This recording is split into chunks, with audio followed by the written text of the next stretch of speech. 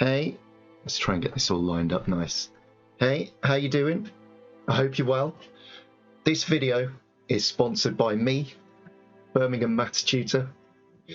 If you want tutoring on maths for GCSE and A-level mainly, but other things too, then please hit my email address, birmingham.math@gmail.com. Thank you. So I want to thank my friend, my YouTube friend, Haunting Lands, for this suggestion because it could be quite interesting.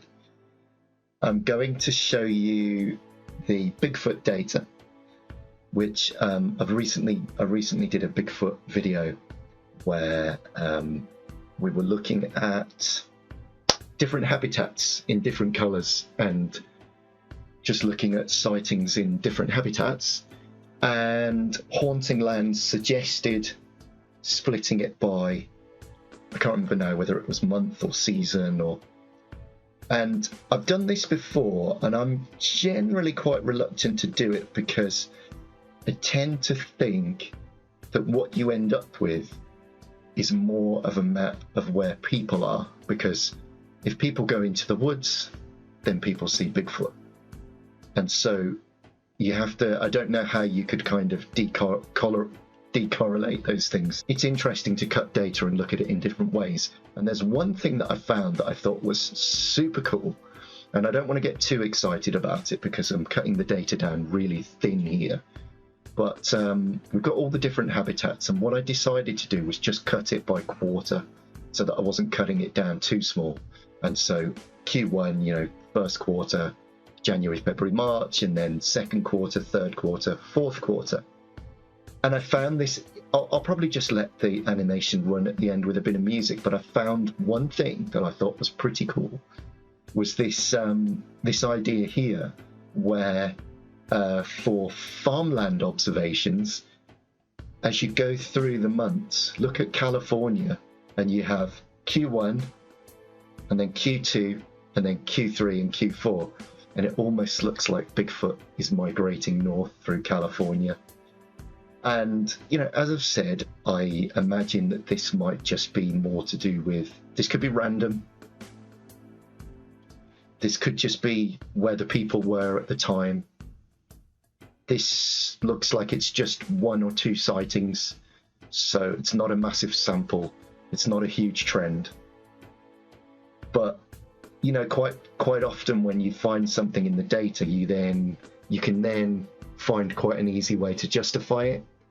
And in this case, you could say, well, Bigfoot's supposed to be like a big hairy guy.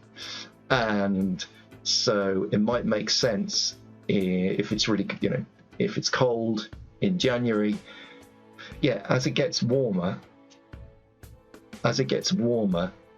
he might be heading north to try to find cooler conditions because perhaps it's a little too hot for him in the south in summer. So anyway, birds migrate, birds do it. So hey, I'll run it on a loop at the end with some music and just let me know what you think. If you've enjoyed this video, please help me out by giving me a like. I'm thinking, sort of based on the no agenda principle, I'm thinking of joining, I never quite fancied Patreon. I don't make any money out of this channel. I'm not monetized or anything like that. That's why I've sponsored this video myself with the Birmingham Maths Tutor, birmingham.math@gmail.com. And I'm thinking of joining a website called Buy Me a Coffee. I have been following the amazing, I'm not sure how to pronounce her name, but I think it's Anya Kubo. The amazing Anya Kubo. I'll put a link to her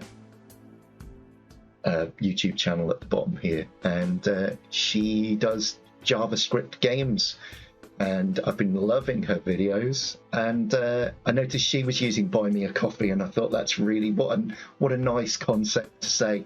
If you found some value from this, value for value, would you buy me a coffee? Maybe you would. I haven't signed up for it yet, but if I do, I'll start spamming the link in the infotutorials, whatever they're called. the infotainments at the bottom.